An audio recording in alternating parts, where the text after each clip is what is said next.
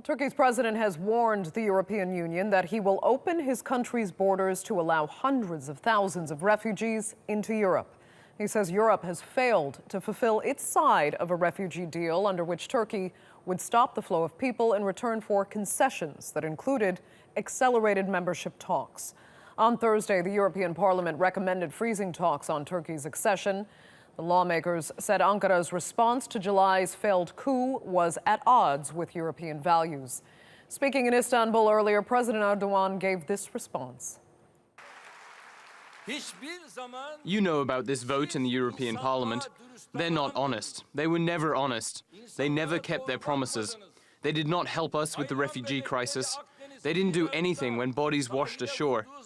When you saw 50,000 people on your borders, you were scared. You panicked. You asked yourselves, what would we do if Turkey opens the borders to the refugees? Look, I'm being very clear. If you keep moving on like this, we will open the borders to the refugees.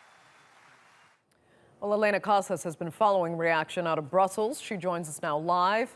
Elena, how seriously is Europe expected to take these warnings from Turkey?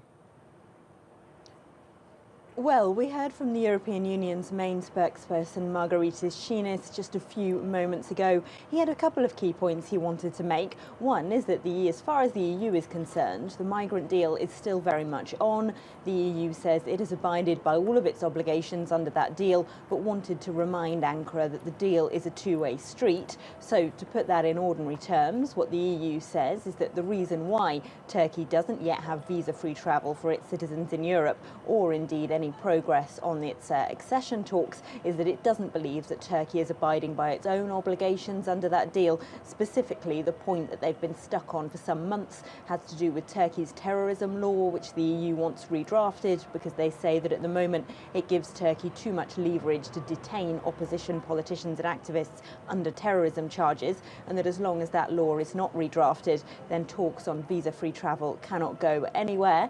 So certainly from Brussels' perspective, the migration deal is not breaking down as far as they know. They've had no official notification from Turkey that they would like to suspend that deal.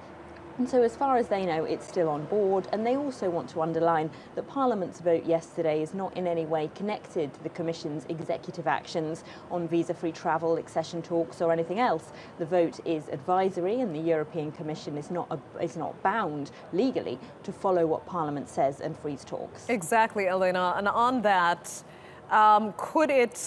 could these threats, these warnings, perhaps then prevent the European Commission from actually acting on Parliament's recommendation?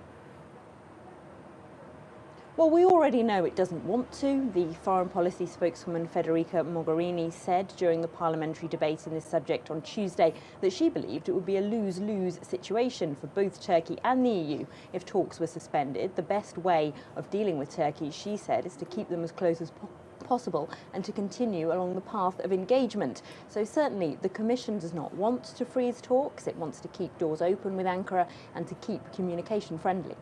And these European leaders that have come out to say that this does not serve Turkey's interest to withdraw from this deal, the truth is, though, it would be far more devastating for Europe to have this deal unravel because of the hundreds of thousands that would spill over its borders again when Europe has no means to manage the influx.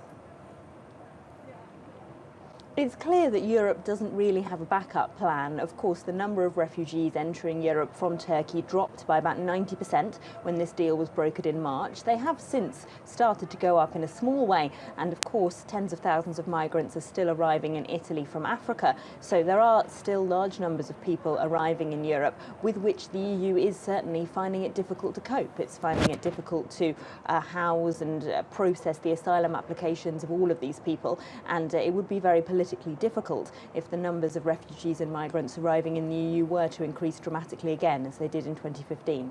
Okay, Elena Casas, we'll leave it there. Thanks so much for that from Brussels.